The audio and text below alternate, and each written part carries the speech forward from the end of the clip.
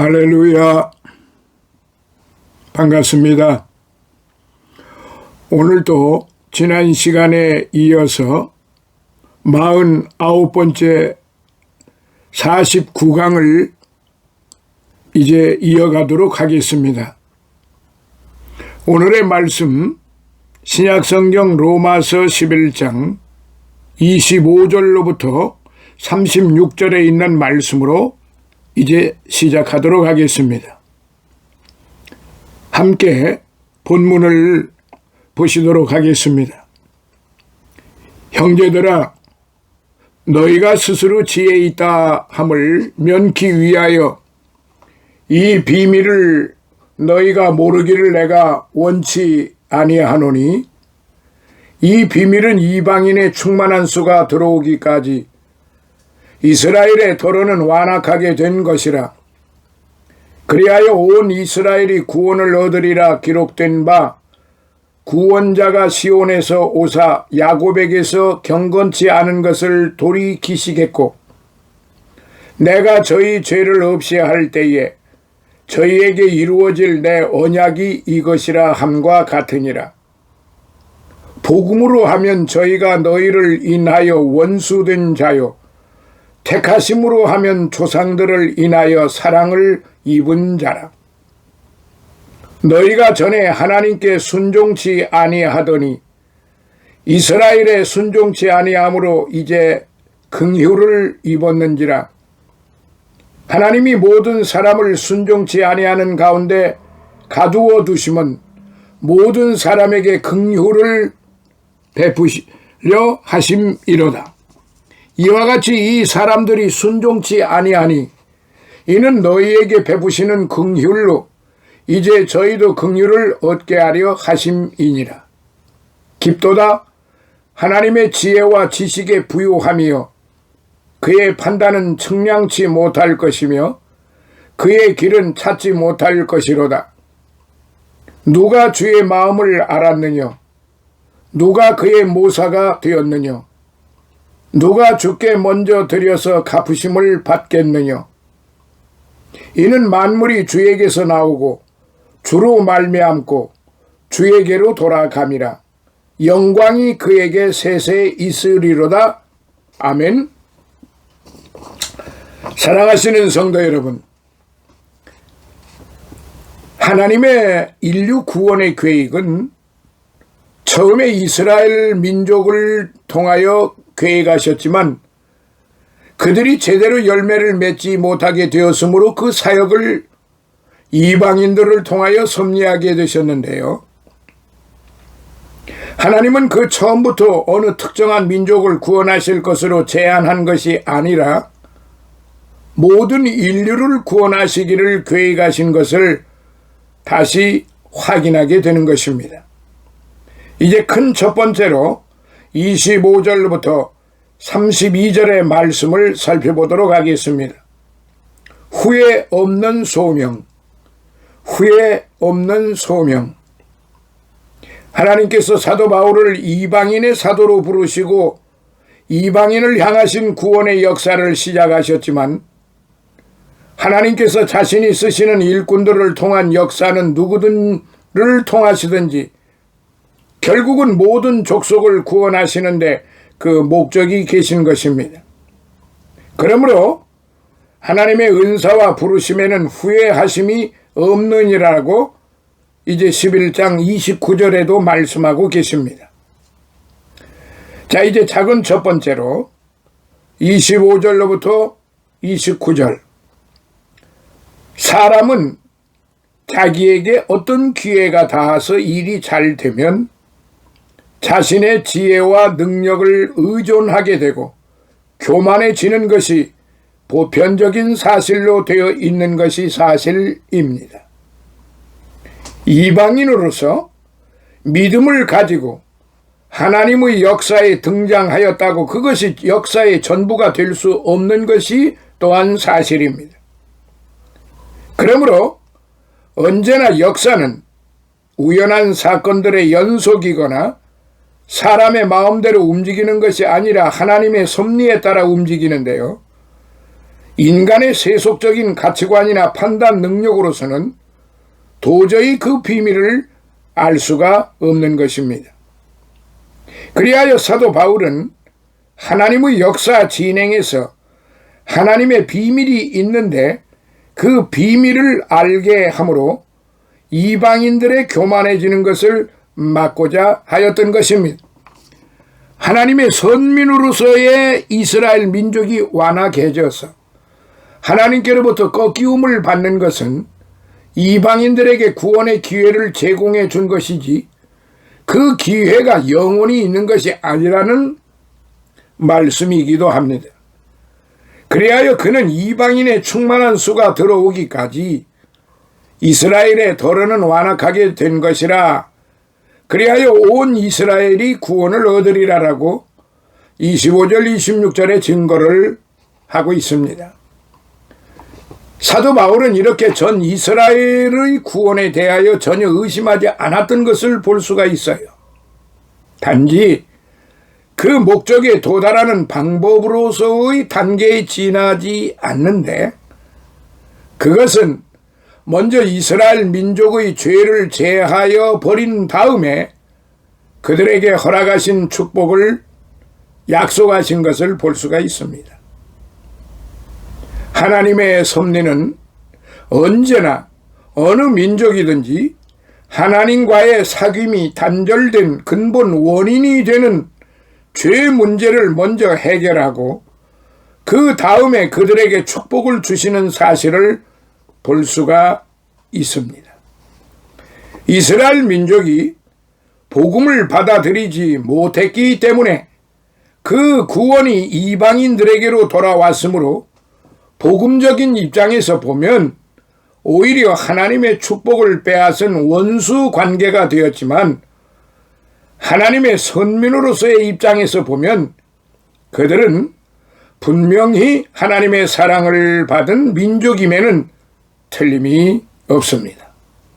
그러나 하나님의 하시는 모든 역사에는 하나님의 섭리와 경륜이 계심으로 결코 후회하시는 일이 없으시기 때문에 하나님의 은사와 부르심에는 후회하심이 없느니라라고 29절에 말씀을 하신 것입니다. 자, 이제 작은 두 번째 30절로부터 32절 이방인을 향한 섭리, 이방인을 향한 섭리 살펴보도록 하겠습니다.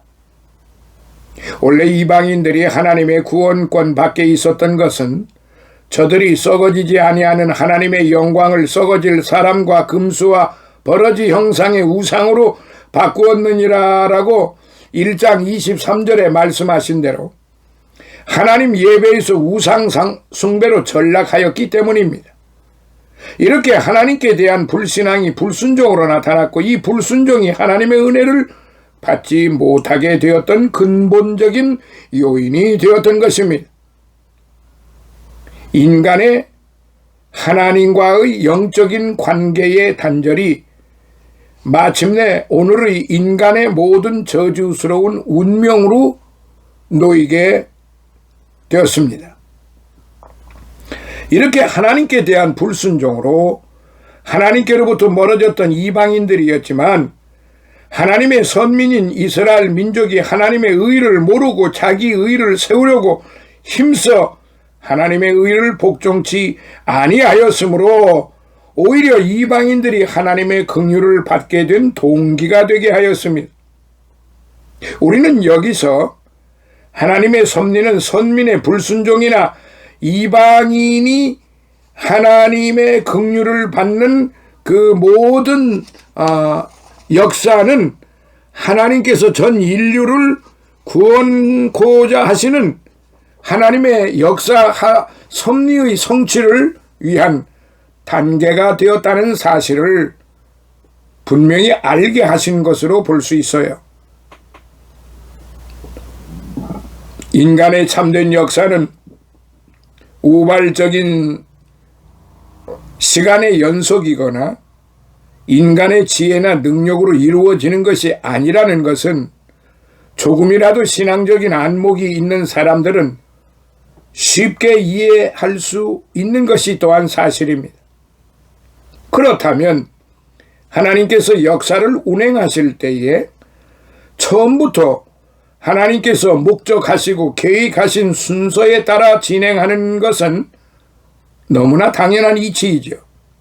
그러므로 이방인들의 불순종의 역사나 이스라엘 민족의 불순종의 역사도 분명히 인간의 역사이지만 하나님께서는 이런 역사적인 사실들을 하나님의 인류 구원의 방편으로서 활용하시는 것을 볼 수가 있는 것입니다. 결국은 선민이나 이방인의 불순종은 유대인이나 헬라인이나 다 죄 아래 있다라고 정죄함을 받게 하여 인간이 스스로의 힘으로는 절대 구원받을 수 없다는 사실을 알게 하는 결과를 가져오게 하였습니다. 그것은 인간은 어느 민족에 속하든지 하나님의 긍휼하심을 입어서 구원받게 되는 것이기 때문에 하나님의 은혜의 역사로만이 구원을 얻게 된다는 사실을 증거해 주는 의미도 되는 것이지요. 그리하여 사도는 너희가 그 은혜를 인하여 믿음으로 말미암아 구원을 얻었나니 이것이 너희에게서 난 것이 아니요 하나님의 선물이라 에베소서 2장 8절에 그렇게 증거하였던 것입니다. 자, 이제 큰 두 번째 33절로부터 36절을 살펴보도록 합니다. 하나님의 길, 하나님의 길. 하나님께서 하시는 역사는 감히 인간의 지혜로 측량할 수 없는 것이 사실입니다. 이스라엘 민족이 선민으로서의 사명을 다하지 못했을 때에 하나님의 선민이 꺾임을 당하면 하나님의 역사는 끝나는 것으로 생각할 수 있겠지만 하나님께서는 오히려 이스라엘 민족이 저주하는 이방인들을 통하여 하나님의 역사를 진행시키시는 사실을 볼 때 이런 사실은 누구도 상상할 수 없는 일이었습니다.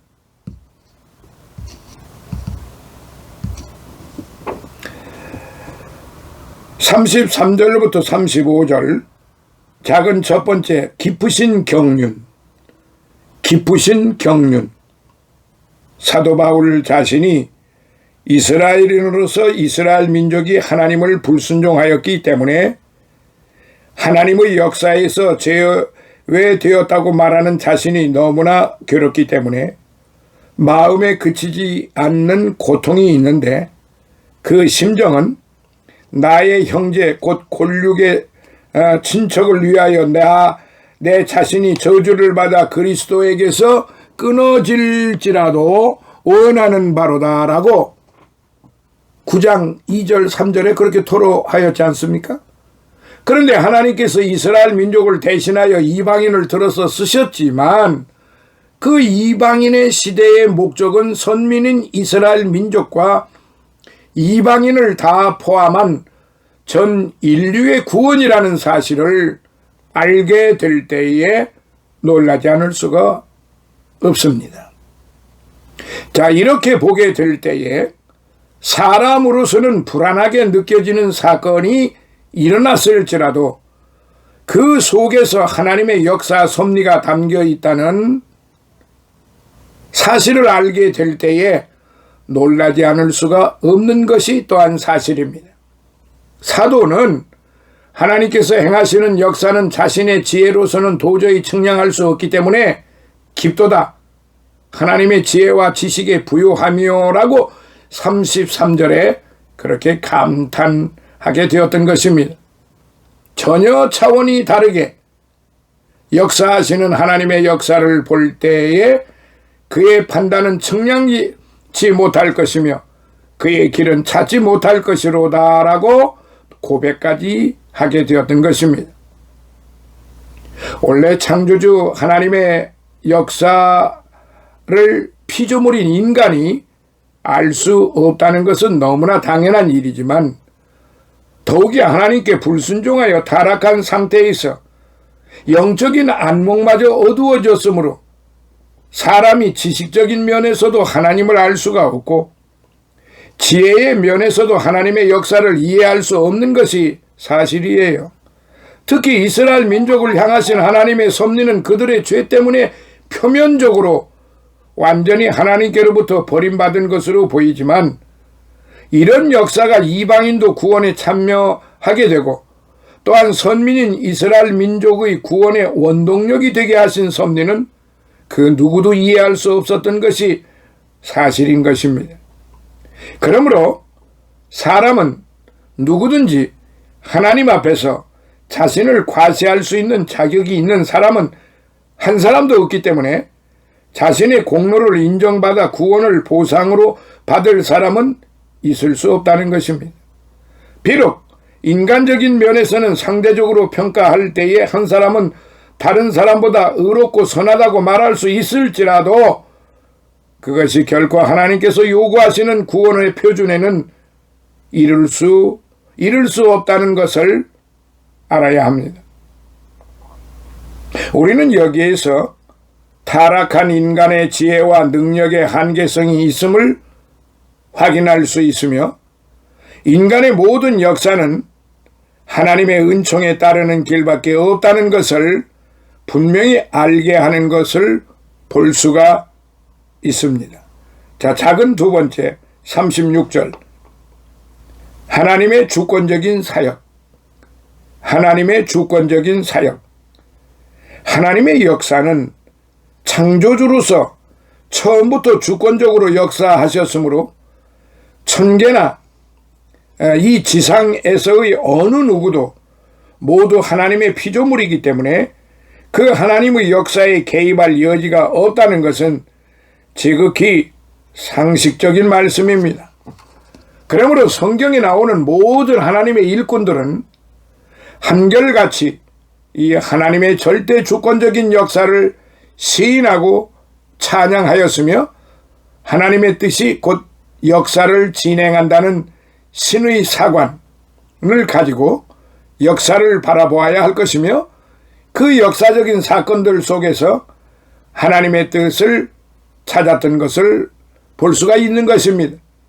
그러므로 우리 복음을 전하는 자들은 사회적인 교육을 하는 것은 별도고, 어떤 이념적인 교육이라든가 아전인수적으로 하나님의 말씀을 이용하는, 그러니까 다시 말씀드리면은 하나님의 말씀을 한 줄 읽어놓고 세상적인 스토리로만 잔뜩 버무려 놓고 그게 하나님의 말씀을 전하는 것으로, 그게 신학을 가르치는 것으로, 그게 복음을 전하는 것으로 이렇게 착각 속에 행하는 경우가 우리 주변에서 이 현대 21세기 이 현대 교회에서 비일비재하게 벌어지고 있다는 사실입니다. 최근에도 좋은 어떤 단체에 그 찬양을 하기 위해서 참여를 해본 일이 있습니다.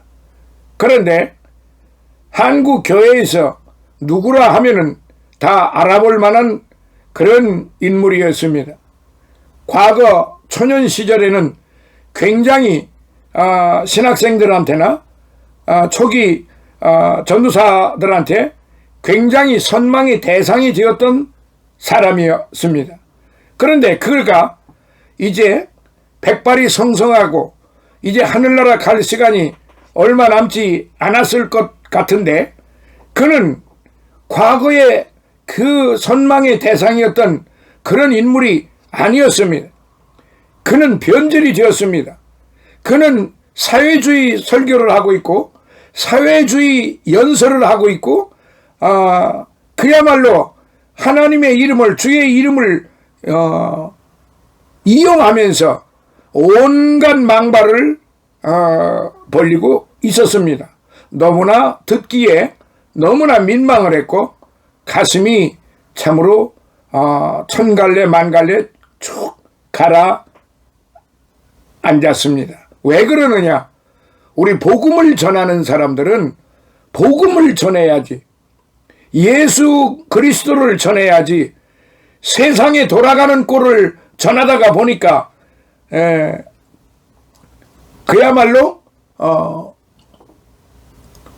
하나님의 말씀은 어디로 가고, 즉 주객이 전도되었다라는 말이 있죠. 주객이 전도되었다. 하나님의 말씀은 어디다 갖다 팽개쳐버리고 자신의 입으로는 엎어놓고 전혀 딴소리를 하고 있었더라는 말입니다. 그런 사람이 한두 사람이 아니지 않습니까? 오늘 우리가 살고 있는 이 시대에. 그러므로 사랑하시는 성도 여러분, 오늘 사도 바울이 본문에서 만물이 주에게서 나오고 주로 말미암고 주에게로 돌아감이라 36절에 말씀하므로 만물의 생성, 성장, 소멸의 전 과정이 주님의 손에 있다는 것을 증거한 것으로 우리는 믿고 전해야만 되는데, 이런 복음의 진술을 전하지 아니하고 세상 돌아가는 그런 것을 전하고 있으니 얼마나 아전인수이겠습니까? 참으로 듣기에 참 민망스럽기 그지 없었던 그런 안타까운 시간이었습니다. 이 말씀은 하나님의 절대 주권적인 역사를 시인하는 말씀이지만, 이 말씀은 또한 이 세상에서 지극히 적은 것이나 부족한 인간일지라도 하나님의 관심 속에 그 역사가 시작이 되고 진행될 뿐만 아니라 그 마지막의 결말도 하나님의 지극한 관심의 대상이 된다는 사실을 입증해 주는 말씀이기도 하다는 것을 오늘 저와 여러분들은 명심 또 명심, 끝없이 명심하여야 한다는 말씀이지요.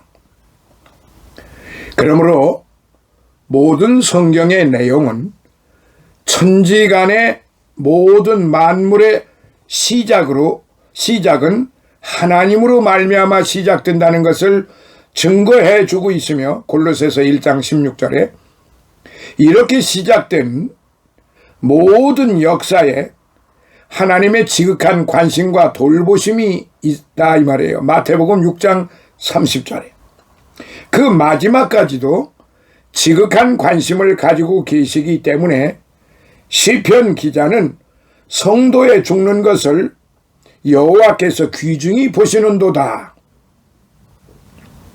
시편 116편 15절에 증거한 것을 볼 수가 있습니다. 그러므로 모든 역사를 이미 태초부터 만대를 명정하시고, 이사야서 41장 4절에 그 역사 진행의 프로그램에 따라 역사가 진행되어 사실상 역사의 전 과정을 장악하고 계시다는 사실을 믿음으로 받아들이는 일이 중요한 일인 것입니다.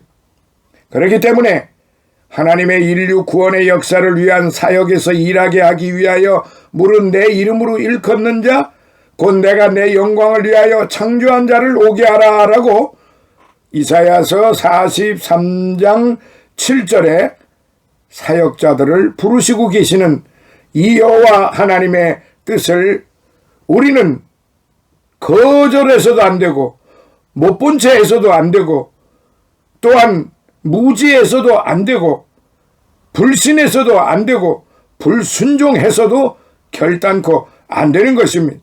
주의 종들로 부름을 받았으면은